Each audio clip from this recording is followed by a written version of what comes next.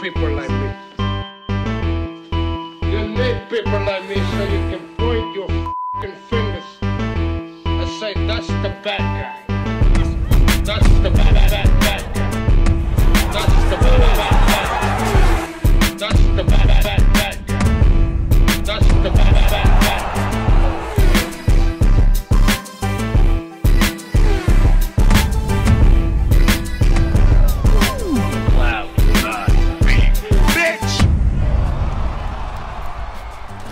To the motherfucking relay, we're covering today's top boxing news. Okay, and now it's time for our weekend recap. We're going to kick it off with O'Hara Davies' shock upset loss to Ishmael Barroso, a fight that the WBA ordered O'Hara Davies, what was the WBA's mandatory challenger, set to make his Golden Boy Promotions debut. It didn't go in his favor. Didn't work out. Very aggressive, O'Hara Davies comes out at the start of the first round, trying for shots, backing up Ishmael Barroso, trying for a right hand that Ishmael weaved under, subsequently came over the top with a left hook, a counter left hook of his own, didn't quite find a home, not yet. Few seconds passed. This aggressive approach from O'Hara Davies, the younger man stalking Ishmael Barroso, it immediately backfires as he once again, he tries for a right hand that gets countered by Ishmael Barroso's left, and this time the left landed flush. It landed clean, visibly hurting O'Hara Davies. Ishmael Barroso subsequently moves in, realizing he has his man hurt,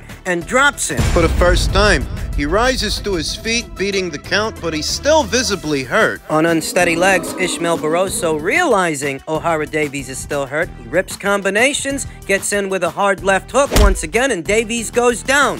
For the second time in the first round. Once again, he rises to his feet. Glazed over look in O'Hara Davies' eyes as Celestino Ruiz is shouting instructions at him, and O'Hara's just not responsive, so he waved it off. A first-round knockout for the People's Champion, a first-round knockout for Ishmael Barroso, who kicked off this year in style, kicked it off with a bang. We all know what happened last year. Ishmael Barroso took on Romero for the newly vacated WBA title as a result of Alberto Puello testing positive for a banned substance. We all saw what happened in the fight. Tony Weeks. Ishmael was up on the cards. At the time that referee Tony Weeks decided to wave off the fight based on punches, based on combinations from Rolly that were not actually landing. His punches quite literally didn't land on Ishmael Barroso, but Tony Weeks decided to wave the fight off anyway. Very suspicious. My thoughts. Yeah.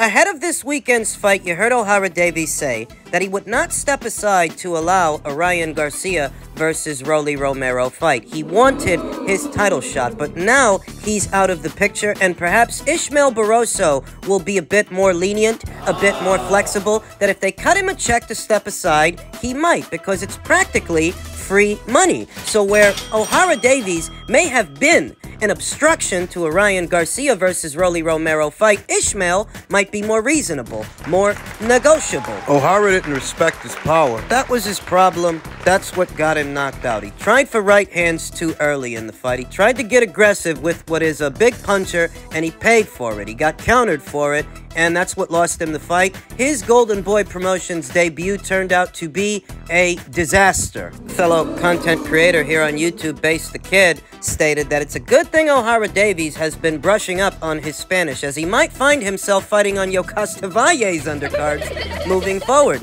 in Costa Rica, if Golden Boy Promotions still has any use for him. His Golden Boy Promotions debut was a disaster. No other way to put it. Things went sideways for O'Hara Davies, and it didn't take all that long. It all happened very quickly, and just like that, Ishmael Barroso is back in world title contention. Immediately after the fight, WBA champion Romero, who was actually there, he was actually in attendance for the fight, stated, "The power is real, and that's why he had to try to systematically break Ishmael Barroso down." But we all know that's not what happened. We all know that referee Tony Weeks waved the fight off quite prematurely based on punches that didn't land, and I don't think for a second Romero wants to run it back with that guy. No. Not when he has a potential Ryan Garcia fight on the table. They're going to do whatever they have to do to get Ishmael to stand down, step aside, and allow the fight to happen in the second quarter of this year. Rolly barely survived him. He barely made it past him the first time. He's not going to allow for there to be a second. For a fighter as limited as Rolly Romero, the next loss is always right around the corner, and it's a question of what's going to pay you more money? Potentially losing to this guy or potentially losing to that guy. As Rolly Romero,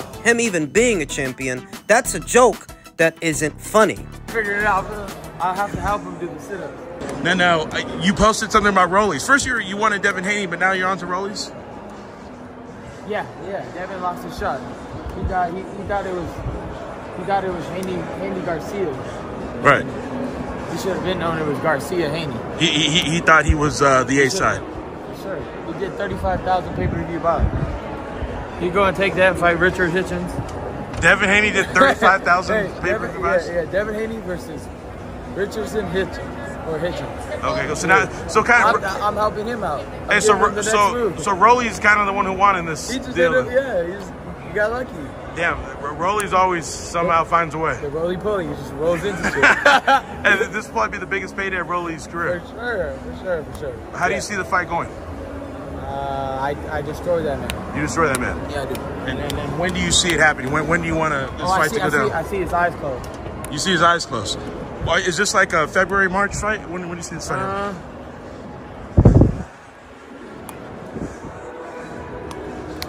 I believe this fight's going to be in May. In May? May 5th. Like Cinco de Mayo? Yep. Oh, I love that. Hey, last thing, message for Devin. He must be crushed. You know, he lost the big fight.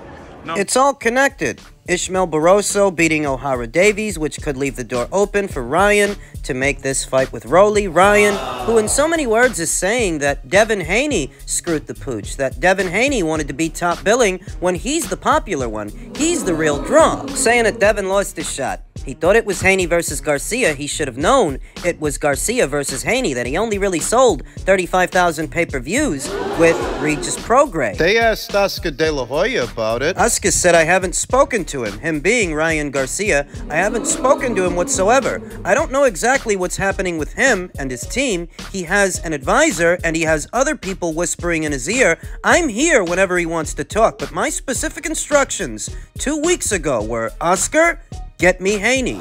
It seems that Oscar De La Hoya and Ryan Garcia are not really on good terms. Not if they haven't been talking all that much. And he's still out of the loop. He is. And Ryan Garcia seems to be adhering to the counsel of someone else, likely his manager, Lupe Valencia, who's rumored to have ties to Al Heyman and Al Heyman's PBC earlier this week.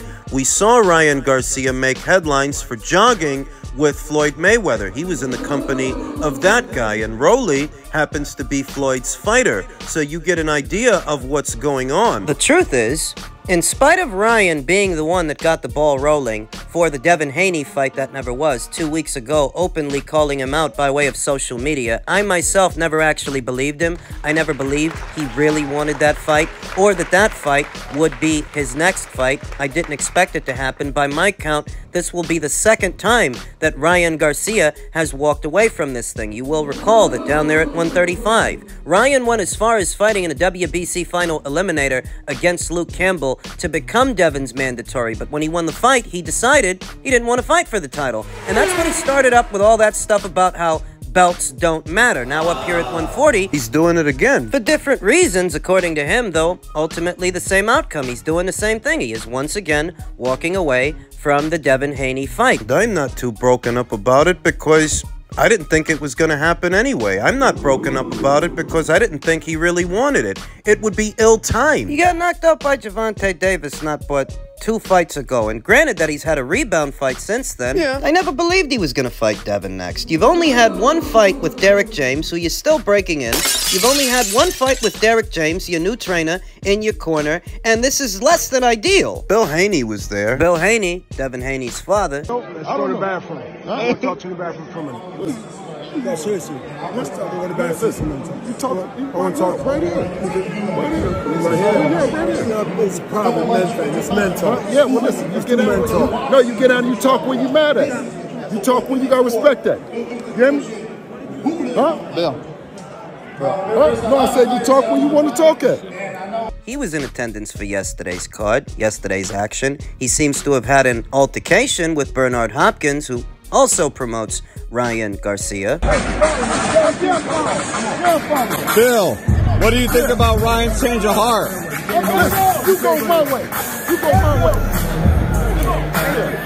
You talking about, man? All this old bullshit. Listen, Devin Haney is the best fighter in the world. Bill. No dad gonna do what I'm gonna do, and I'm gonna go about. Hold on. Bill has taken it upon himself to drag Ryan Garcia's name through the mud for once again walking away from the Devin Haney fight. Bill, you said Ryan's not La Raza? Oh, he's not La Raza. We came out of Tijuana, and we know he's not La Raza. And his last move does not represent La Raza at all. Hey, baby. Huh? Were you surprised, or did you kind of expect him to do Ryan that? ain't La Raza at all, is he? No. See what I'm saying? He's my people. He's my people. I'm telling you. I know. Hey. Gotcha. Hey, hold on. Hey, listen. Is Ryan La Raza or not? That's right. Is Ryan Garcia La Raza? No. That's what I'm Devin talking Haney, about. baby. Devin Haney. That's what I'm You talking see about. what our people, man. Devin Haney. When T.O. ready. He ready. He been ready. T.O. ready. T.O.'s ready? Listen, whenever T.O. ready, I just seen him. He got work to do with Jermaine Ortiz, my Muslim brother. So, well, Hey, come on, make the fight, bro. is Ryan Garcia La Raza or not? Ryan Garcia, what? Is he La Raza? La Raza. No. Once again, Ryan, we came from Tijuana. These are our people. Which was expected, though as far as the fan reaction and some fans being broken up about it, well, I'm not, because I never thought that was going to be his next fight anyway, and in my opinion, he was never serious. No. He never wanted that fight. He didn't want it at 135. He doesn't want it now at 140. The Romero fight is a much more winnable fight that would yield the same return, or more. At the box office. Rolly's WBA title is the most winnable title at 140 pounds. The other fights are either more difficult overall, or more difficult to make. Whether you're talking about a Teofimo Lopez fight or a Devin Haney fight, those are difficult fights to make. And a Subriel Matias fight, that's a difficult fight to win. That guy might kill you. But with Rolly, he stands a good chance of beating Rolly. They're both strong, Ryan and Rolly. They can punch a bit. But Ryan's got speed, so it's a who lands first kind of deal. Whoever lands first, they can win. And so long as Rolly and his team are realistic, they have to know that for a limited fighter like Rolly, the next loss is always around the corner. So, if you're gonna lose to somebody, you might as well make some money doing it. And you make more money losing to Ryan than fighting Ishmael Barroso again. Ryan seems to have a better working relationship with Rolly's promoter than he has with his own, than he has with Oscar. That opens the door for the fight to happen. There are no real surprises here. I mean, are any of you surprised that Ryan isn't fighting Devin Haney next, that he switched his focus back over to Rolly Romero? Who really believed that fight was going to happen next? Just in keeping with the theme of this past weekend's action, the main event of that same card, Virgil Ortiz's long-awaited ring return against Frederick Lawson, who he dispatched due to a premature stoppage from Tony Weeks. In truth, Tony's becoming synonymous with these premature and dubious stoppages. Last year in the Romero versus Barroso fight, now this year, at the start of this year, with Ortiz versus Lawson. And in truth, I don't think Virgil needed Tony Weeks' assistance in getting the knockout. You saw the direction the fight was going. You saw Pressure, the power, the combinations of Virgil Ortiz. You saw what you've come to expect from Virgil. Virgil doesn't need any referee's assistance to get a knockout over a guy like this, and I think it would have been more beneficial for Virgil to get some rounds in before he gets the guy out of there, because he hasn't fought in a long while. This contest was contracted at just above junior middleweight at middleweight, 156. a catchweight, but Virgil's immediate future seems to lie at 154. Immediately after scoring this knockout,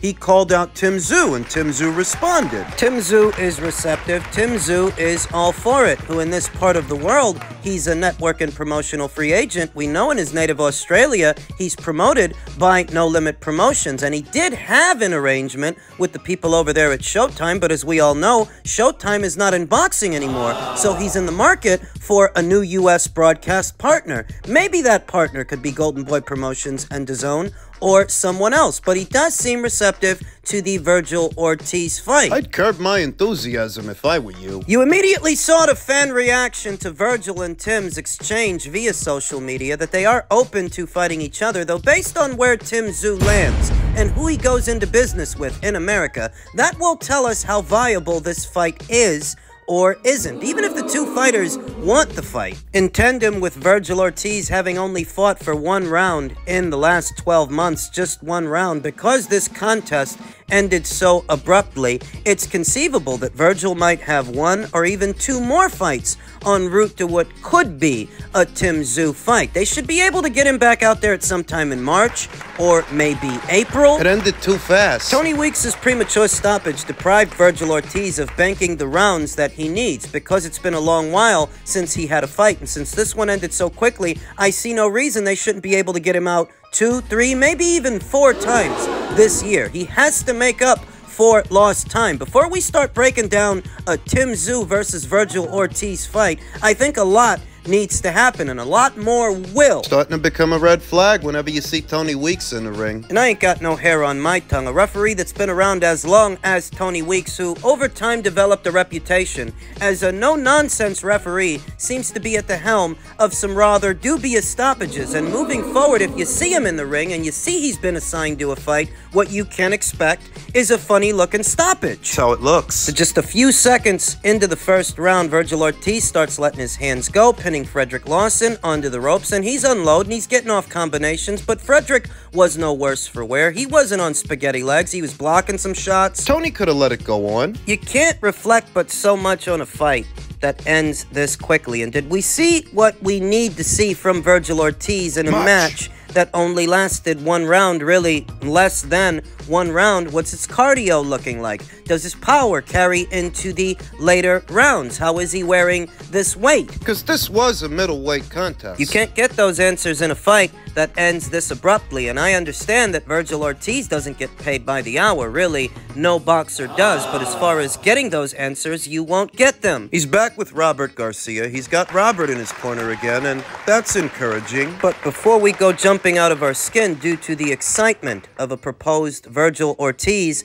versus Tszyu fight, to really gauge Vergil's abilities as a junior middleweight, well, we need to see him at junior middleweight against some capable junior middleweights. He himself is not the mandatory challenger for any of the alphabet titles at 154, let alone Tszyu's. Tszyu is on the verge of announcing his next fight. We have to find out who is he going to fight, what platform here in America is going to show it, and how does that affect the viability of a potential Vergil Ortiz fight, because if nothing else, we know where Vergil fights, we know what banner he fights under, so there are a lot of questions that need answers. I like Vergil Ortiz. He's a good kid. He doesn't say much, doesn't act like a prima donna, plays the guitar, and he's only got one eyebrow. Just one. He's a fan-friendly fighter with a fan-friendly style, though I mean no offense when I say that now that he's moved up from welter and he means to campaign at junior middle, those eggs need more bacon. There's more questions that need answers, and there's more work that needs doing.